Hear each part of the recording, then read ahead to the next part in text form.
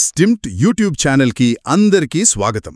ఈరోజు మనం టెక్నాలజీ ప్రపంచంలో ముఖ్యంగా ఏఐ, ఆర్టిఫిషియల్ ఇంటెలిజెన్స్ ఇంకా డిజిటల్ మార్కెటింగ్లో ఏం జరుగుతుందో చూద్దాం. గత 24 గంటల్లో వచ్చిన టాప్ 10 ముఖ్యమైన అప్డేట్స్ మీకోసం తీసుకొచ్చాం. వీటిని కొంచెం లోతుగా చేర్చిద్దాం. మన దగ్గర ఉన్న లేటెస్ట్ ఇన్ఫర్మేషన్ ప్రకారం ఈ టాప్ 10 అప్డేట్స్ని రివర్స్ కౌంట్డౌన్ లాగా, అంటే 10వ వార్త నుంచి మొదలుపెట్టి మొదటి వార్త వరకు వెళ్దాం. రెడీయా? 10వ నంబర్తో మొదలు పెడదామా? సరే, లెట్స్ స్టార్ట్. వార్త నంబర్ 10. ఇది గూగుల్ యాడ్స్ గురించి.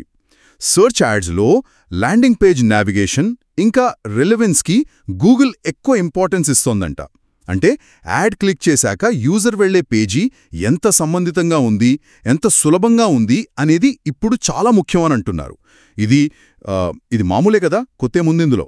అవును, ఇది కొత్త కాన్సెప్ట్ కాదు, కానీ గూగుల్ ఎప్పుడు దీని మీద ఫోకస్ బాగా పెంచుతోంది. వాళ్ళ క్వాలిటీ సిస్టమ్స్ ఉంటాయి కదా, అవి ఇప్పుడు దీన్ని ఇంకాస్త స్ట్రిక్ట్గా ఇవాల్యుయేట్ చేస్తాయట. అంటే కేవలం యాడ్ కాపీ, కీవర్డ్స్ మాత్రమే కాదు, యాడ్ క్లిక్ చేశాక యూజర్ ఎక్స్పీరియన్స్ మొత్తం, పోస్ట్ క్లిక్ ఎక్స్పీరియన్స్ అంటాం కదా, అది బావుండాలి. పోస్ట్ క్లిక్ ఎక్స్పీరియన్స్ అంటే పేజీ ఎంత ఫాస్ట్గా లోడ్ అవుతోంది, అడిగిన ఇన్ఫర్మేషన్ ఈజీగా దొరుకుతోందా లేదా, సైట్లో నావిగేషన్ కన్ఫ్యూజింగ్గా ఉందా, ఇవన్నీ చూస్తారు. ఇక్కడ అసలు పాయింట్ ఏంటంటే, ఒక మంచి యాడ్ ఇచ్చి అది ఒక బ్యాడ్ ఎక్స్పీరియన్స్కి దారి తీస్తే అది ఫెయిలియర్ అనే సిగ్నల్ గూగుల్ ఇస్తోంది. యూజర్ సాటిస్ఫాక్షన్ ముఖ్యం అంటున్నారు. అంటే యాడ్స్ రన్ చేసేవాళ్లు కూడా వాళ్ళ ల్యాండింగ్ పేజీలని ఆప్టిమైజ్ చేసుకోవాల్సిందే. లాంగ్ టర్మ్లో ఇది క్వాలిటీ పెంచుతుంది అంటారు. ఎగ్జాక్ట్లీ. ఇంట్రెస్టింగ్. ఓకే, వార్త నంబర్ 9కి వెళ్దాం. ఇది కొంచెం ఫ్యూచరిస్టిక్గా ఉంది. ఓపెన్ ఏజెంటిక్ వెబ్ అంటున్నారు. ఏఐ ఏజెంట్స్తో నడిచే ఈ వెబ్ మన డిజిటల్ ఇంట్రాక్షన్స్ని మార్చేస్తుందట. వినడానికి బావుంది, కానీ మార్కెటర్స్ దీనికి ఎలా రెడీ అవ్వాలి? అసలు ఏజెంట్స్ అంటే ఏంటి? మంచి ప్రశ్న అడిగారు. సింపుల్గా చెప్పాలంటే ఏఐ ఏజెంట్స్ అంటే మన తరపున ఆన్లైన్లో పనులు చేసి పెట్టే స్మార్ట్ సాఫ్ట్వేర్ ప్రోగ్రామ్స్ అనుకోవచ్చు. ఉదాహరణకు, మీరు నాకు హైదరాబాద్లో బెస్ట్ బిర్యానీ ఎక్కడుందో కనుక్కో, ఒక టేబుల్ బుక్ చెయ్యని చెప్తే ఆ ఏజెంట్ పనిచేస్తుంది. అచ్చా.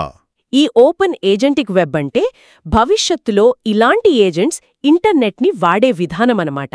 దీనికి మార్కెటర్స్ రెడీ అవ్వాలంటే వాళ్ల మైండ్ సెట్ మారాలి. ఇప్పటిదాకా మనం కంటెంట్ని మనుషుల కోసం క్రియేట్ చేశాం, వాళ్ళు చదవడానికి, చూడటానికి. కానీ ఇప్పుడు ఆ కంటెంట్ని ఈ ఏఐ ఏజెంట్స్ కూడా ఈజీగా అర్థం చేసుకునేలా మార్చాలి. ఏజెంట్ రీడబుల్ అంటారు. Agent readable? అవును. దీనికి స్ట్రక్చర్డ్ డేటా, ఏపీఐస్ లాంటివి చాలా ఇంపార్టెంట్ అవుతాయి.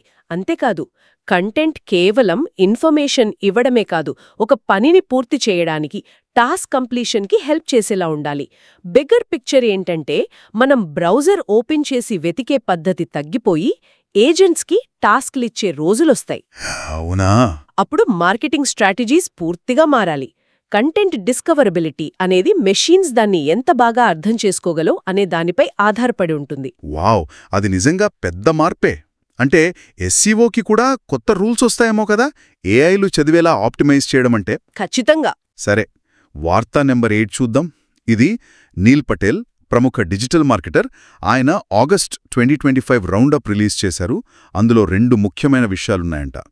ఒకటి, గూగుల్ సర్చ్లో వెబ్ గైడ్ అని ఒక ఏఐ ఫీచర్ వస్తోంది. రెండోది, టిక్టాక్లో ఎంగేజ్డ్ సెషన్ అని కొత్త మెట్రిక్ వచ్చింది. కొంచెం చెప్తానా వీటి గురించి? తప్పకుండా. ఈ గూగుల్ వెబ్ గైడ్, ఇది సర్చ్ రిజల్ట్స్ పేజ్లో, అంటే SERPలో యూజర్స్కి మరింత కాంటెక్స్ట్, గైడెన్స్ ఇవ్వడానికి ఏఐని వాడటం అన్నమాట.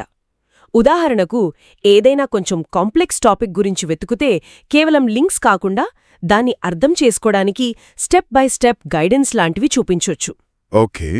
ఇది ఎస్ఈఓని ఎలా ఎఫెక్ట్ చేస్తుందంటే, రేపు కేవలం ర్యాంకింగ్స్ మాత్రమే కాదు, ఈ గైడ్స్లో ఫీచర్ అవ్వడం కూడా ఇంపార్టెంట్ అవుతుంది. అచ్చా. ఇక టిక్టాక్ విషయానికొస్తే, ఈ ఎంగేజ్ సెషన్ మెట్రిక్స్ ఇంట్రెస్టింగ్.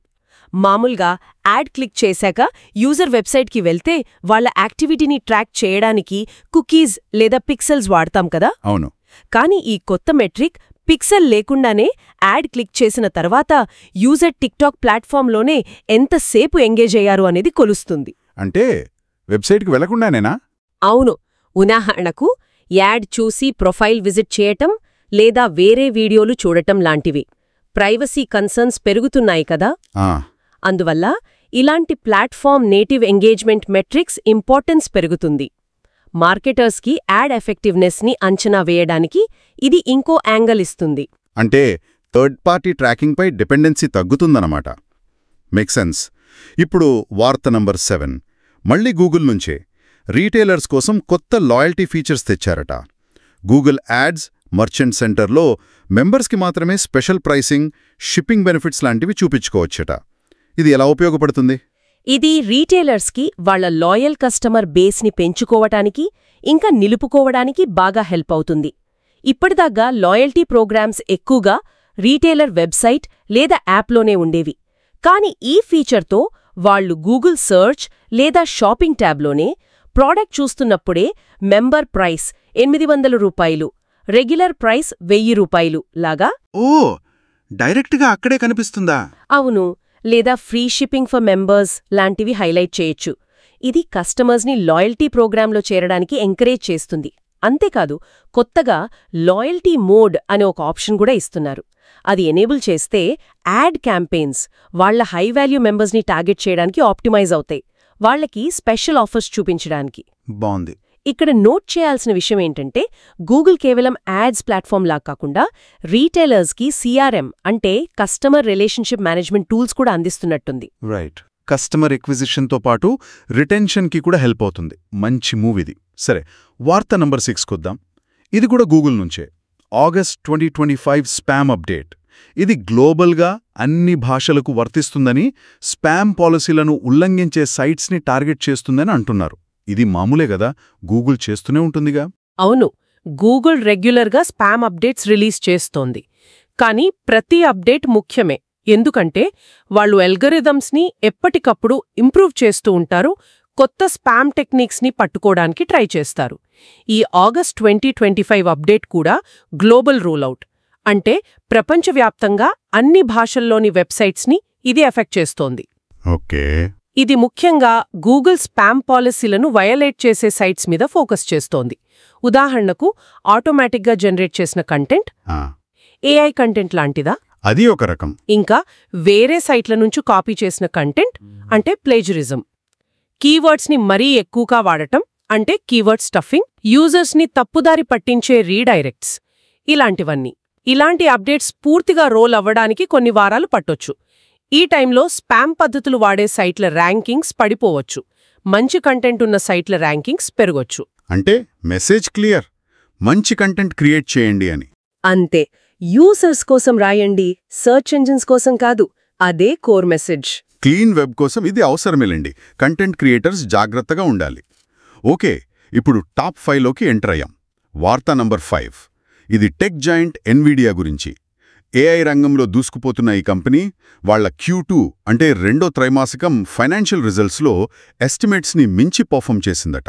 అవును, ఎన్విడియా రిజల్ట్స్ చూస్తే AI హార్డ్వేర్ మార్కెట్లో వాళ్ల డామినేషన్ ఎంత స్ట్రాంగ్గా ఉందో క్లియర్గా తెలుస్తుంది.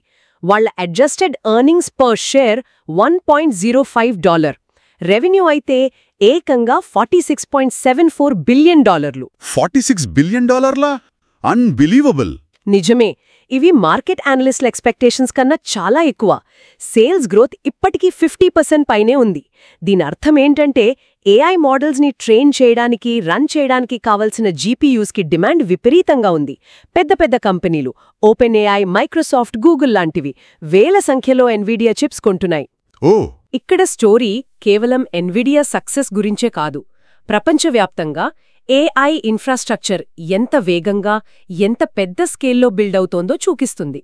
AI అడాప్షన్ మనం అనుకున్నదానికన్నా ఫాస్ట్గా జరుగుతోంది. నంబర్స్ చూస్తుంటే అదే అనిపిస్తోంది. సరే, వార్త నంబర్ 4. ఇది ఫైనాన్స్ వరల్డ్ నుంచి. JP Morgan అసెట్ మేనేజ్మెంట్ వాళ్ళు న్యూమరై అనే ఒక క్రౌడ్ సోర్స్డ్ AI హెడ్జ్ ఫండ్లో ఏకంగా $500 మిలియన్ ఇన్వెస్ట్ చేశారట.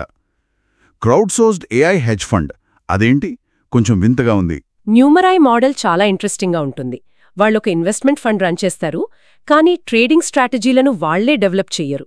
బదులుగా వరల్డ్ వైడ్గా ఉన్న వేల మంది అనామక డేటా సైంటిస్టులకు ఎన్క్రిప్టెడ్ ఫైనాన్షియల్ డేటా ఇస్తారు. అనామక డేటా సైంటిస్టులకా? అవును. ఆ డేటా సైంటిస్టులు ఆ డేటా బేస్ చేసుకుని మెషీన్ లెర్నింగ్ మోడల్స్ బిల్డ్ చేసి స్టాక్ మార్కెట్ ప్రెడిక్షన్స్ పంపిస్తారు. బెస్ట్ పర్ఫార్మ్ చేసే మోడల్స్కి న్యూమరాయ్ వాళ్ళ ఓన్ క్రిప్టోకరెన్సీ న్యూమరాయర్ NMRలో రివార్డ్స్ ఇస్తుంది. ఈ ప్రెడిక్షన్స్ని కలిపి న్యూమరాయ్ ట్రేడింగ్ చేస్తుంది. భలే ఉంది. ఇప్పుడు జేపీ మార్గన్ లాంటి ఒక పెద్ద ట్రెడిషనల్ ఫైనాన్షియల్ ఇన్స్టిట్యూషన్ ఇలాంటి ఒక innovative AI driven crowd source మోడల్లో $500 మిలియన్ ఇన్వెస్ట్ చేయడం అనేది పెద్ద విషయం. దీంతో న్యూమరాయ్ మేనేజ్ చేసే ఆస్తులు అంటే అసెట్స్ అండర్ మేనేజ్మెంట్ AUM దాదాపు $1 బిలియన్ చేరింది. ఇది ఇన్స్టిట్యూషనల్ ఇన్వెస్టర్స్కి కూడా AI అప్లికేషన్స్ మీద ఫైనాన్స్లో నమ్మకం పెరుగుతోందని చూపిస్తోంది. ఇంట్రెస్టింగ్. డేటా సైంటిస్టుల క్రౌడ్తో నడిచే హెడ్జ్ ఫండ్ బాగుంది. ఇక వార్తా నంబర్ 3. ఇది చైనా నుంచి. అక్కడి చిప్ మేకర్స్ 2026 నాటికి AI చిప్స్ ప్రొడక్షన్ని 3 రెట్లు పెంచాలని టార్గెట్ పెట్టుకున్నారట. ముఖ్యంగా ఎన్విడియా లాంటి ఫారిన్ కంపెనీస్ మీద డిపెండెన్సీ తగ్గించుకోవడానికి అంటున్నారు. ఇది చాలా చాలా ముఖ్యమైన జియోపొలిటికల్ ఇంకా టెక్నాలజికల్ డెవలప్మెంట్.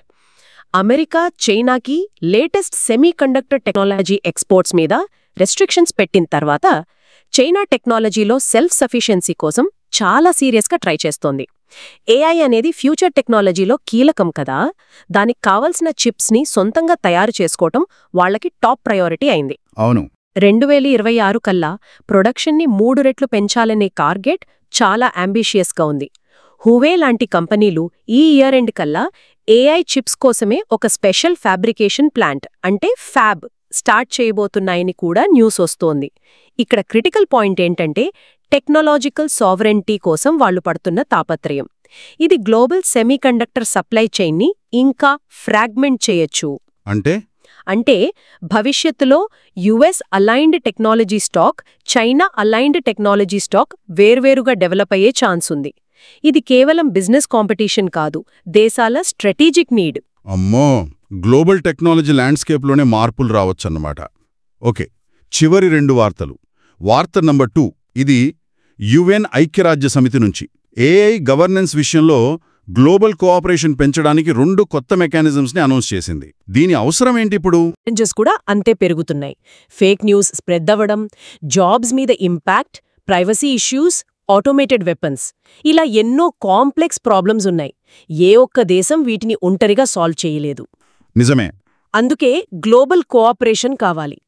UN అనౌన్స్ చేసిన ఈ 2 కొత్త మెకానిజమ్స్ AI గవర్నెన్స్ మీద దేశాల మధ్య డిస్కషన్స్ని ఫెసిలిటేట్ చేయడానికి, బెస్ట్ ప్రాక్టీసెస్ షేర్ చేసుకోవడానికి, ఇంకా AIని రెస్పాన్సిబుల్గా డెవలప్ చేయడానికి, యూజ్ చేయడానికి కామన్ గైడ్లైన్స్ రూపొందించడానికి హెల్ప్ చేస్తాయి. అయితే అసలు ఛాలెంజ్ ఇంప్లిమెంటేషన్లో ఉంటుంది. డిఫరెంట్ కంట్రీస్ మధ్య ఉన్న వేరేవేరు ప్రియారిటీస్, పొలిటికల్ టెన్షన్స్, వీటి మధ్యలో ఈ మెకానిజమ్స్ ఎంత ఎఫెక్టివ్గా పనిచేస్తాయో చూడాలి. కానీ ఇది కరెక్ట్ డైరెక్షన్లో ఒక స్టెప్. ఈ పవర్ఫుల్ టెక్నాలజీని మేనేజ్ చేయడంపై గ్లోబల్ డైలాగ్ అవసరం. అగ్రీడ్. గ్లోబల్ ప్రాబ్లంకి గ్లోబల్ సొల్యూషన్ కావాలి. ఇక ఈరోజు లాస్ట్ న్యూస్, వార్త నంబర్ 1. ఇది మెటా అంటే ఫేస్బుక్ వాళ్ల పేరెంట్ కంపెనీ నుంచి. వాళ్ళు జస్ట్ 2 నెలల క్రితం స్టార్ట్ చేసిన సూపర్ ఇంటెలిజెన్స్ ల్యాబ్స్ నుంచి కీలకమైన స్టాఫ్, రీసెర్చర్స్, ఇంజనీర్స్, ఒక సీనియర్ ప్రాడక్ట్ లీడర్ వెళ్ళిపోతున్నారట. ఓపెన్ఏఐ, గూగుల్తో కాంపీట్ చేస్తున్న టైంలో ఇది జరగడం ఇంట్రెస్టింగ్. ఎందుకిలా? మెటా ఈ సూపర్ ఇంటెలిజెన్స్ ల్యాబ్స్ని చాలా గ్రాండ్గా లాంచ్ చేసింది. ఆర్టిఫిషియల్ జనరల్ ఇంటెలిజెన్స్ AGI అంటే మనుషుల్లా ఆలోచించగల AI, దాన్ని బిల్డ్ చేయడమే టార్గెట్ అని చెప్పారు. అయితే ఇంత షార్ట్ టైంలోనే కీ టాలెంట్ వెళ్ళిపోవడం అనేది ఖచ్చితంగా ఒక సెట్ బ్యాక్. మెటా దీన్ని నార్మల్ అట్రిషన్ అని అంటున్నా. కొన్ని రిపోర్ట్స్ ప్రకారం ఏమంటున్నాయి? కొత్తగా రిక్రూట్ చేసుకున్న వాళ్లకి ఇస్తున్న హెవీ కాంపెన్సేషన్ ప్యాకేజీల వల్ల పాత వాళ్లలో కొంచెం డిస్సాటిస్ఫాక్షన్ ఉందని అంటున్నారు. ఓ, టాలెంట్ వార్. ఎగ్జాక్ట్లీ. ఇది AI టాలెంట్ వార్ ఎంత ఇంటెన్స్గా ఉందో చూపిస్తుంది. గూగుల్, ఓపెన్ఏఐ, ఆంథ్రోపిక్ లాంటి కంపెనీలు వరల్డ్లోని బెస్ట్ AI రీసెర్చర్స్ని అట్రాక్ట్ చేయడానికి కోట్లు ఖర్చు పెడుతున్నాయి. టాలెంట్ షార్టేజ్ అనేది ఇప్పుడు AGI లాంటి లాంగ్ టర్మ్ కాంప్లెక్స్ ప్రాజెక్టులకు బిగ్గెస్ట్ రిస్క్ ఫ్యాక్టర్. ఇక్కడ అసలు విషయం ఏంటంటే కటింగ్ ఎడ్జ్ ఏఐని బిల్డ్ చేయడం అంటే కేవలం కంప్యూటింగ్ పవర్ లేదా డేటా మాత్రమే కాదు. ఇది చాలా స్పెషలైజ్డ్, హైలీ డిమాండ్ ఉన్న కొద్దిమంది హ్యూమన్ ఎక్స్పర్ట్స్ని రిటైన్ చేసుకోవడం మీద క్రిటికల్గా డిపెండ్ అయి ఉంది. అవును కదా. ఈ టాలెంట్ వార్ ఏఐ డెవలప్మెంట్ స్పీడ్ని, డైరెక్షన్ని కూడా ప్రభావితం చేస్తుంది. సో ఈ 10 వార్తల్ని కలిపి చూస్తే ఏమర్థమవుతోంది? కొన్ని స్ట్రాంగ్ ట్రెండ్స్ కనిపిస్తున్నాయి కదా. ఏఐ డెవలప్మెంట్ అదిరిపోయే స్పీడ్తో వెళ్తోంది. Nvidia results, China chip targets, మెటాలో టాలెంట్ ఇష్యూస్ ఇవన్నీ ఏఐ రేస్ ఎంత సీరియస్గా ఉందో చూపిస్తున్నాయి. అబ్సల్యూట్లీ. అదే టైంలో ఏఐ ప్రభావం డిజిటల్ మార్కెటింగ్ రూపురేఖల్నే మార్చేస్తోంది. గూగుల్ అప్డేట్స్ అన్ని చూస్తే user experience, AI driven analytics మీద ఫోకస్ పెరుగుతోంది. ఓపెన్ ఏజెంటిక్ వెబ్ లాంటి కాన్సెప్ట్స్ ఫ్యూచర్లో మార్కెటింగ్ ఎలా ఉంటుందో హింటిస్తున్నాయి. ల్యాండింగ్ పేజ్ క్వాలిటీ నుంచి స్పామ్ ఫిల్టరింగ్, లాయల్టీ ప్రోగ్రామ్స్ వరకు అంతా ఏఐ టచ్ కనిపిస్తోంది. అంతేకాదు, ఏఐ చుట్టూ ఉన్న economic aspects, JP Morgan న్యూమరాయ్ deal లాంటివి, political aspects, China chips, governance, UN mechanisms ఇవి కూడా అంతే ఫాస్ట్గా ఎవాల్వ్ అవుతున్నాయి. టెక్నాలజీతో పాటే దాన్ని ఎలా రెగ్యులేట్ చేయాలి, ఎలా ఇన్వెస్ట్ చేయాలి అనే డిస్కషన్స్ కూడా ఊపందుకుంటున్నాయి. కరెక్ట్. మొత్తం మీద చూస్తే ఏఐ అనేది జస్ట్ ఒక టెక్నాలజీ సెక్టర్ కాదు. ఇది ఆల్మోస్ట్ అన్ని ఫీల్డ్స్ని tech, business, marketing, finance, governance interconnect చేస్తూ ఇంపాక్ట్ చేస్తోంది. మనం డిస్కస్ చేసిన వార్తలన్నీ ఈ ఇంటర్కనెక్టెడ్నెస్ని, ఈ చేంజ్, స్పీడ్ ఇంకా స్కేల్ని హైలైట్ చేస్తున్నాయి. అడాప్టబిలిటీ, కంటిన్యూయస్ లెర్నింగ్ ఇవి అందరికీ చాలా కీలకమవుతున్నాయి. నిజమే. మరి వినేవాళ్లు ఆలోచించడానికి ఒక పాయింట్. భవిష్యత్తులో ఏఐ ఏజెంట్స్ మన తరపున ఇన్ఫర్మేషన్ గ్యాదర్ చేసి పనులు చేసి పెట్టడం కామన్ అయిపోయినప్పుడు బ్రాండ్స్ తమ గురించి కస్టమర్స్కి లేదా వాళ్ల ఏజెంట్స్కి తెలియజేయడానికి ఏం చెయ్యాలి? మార్కెటింగ్ మాత్రమే కాదు, అసలు మనం కొత్త విషయాలు ఎలా నేర్చుకుంటామనే ప్రాసెస్ కూడా ఫండమెంటల్గా మారిపోతుందేమో. Just a thought. ఈరోజు మాతో పాటు ఈ డీప్ డైవ్లో పాల్గొన్నందుకు థ్యాంక్స్. ఎస్టీఎంపీటీ యూట్యూబ్ ఛానల్లో ఇలాంటి మరిన్ని ఇంట్రెస్టింగ్ డిస్కషన్స్ కోసం చూస్తూనే ఉండండి. Thank you for listening.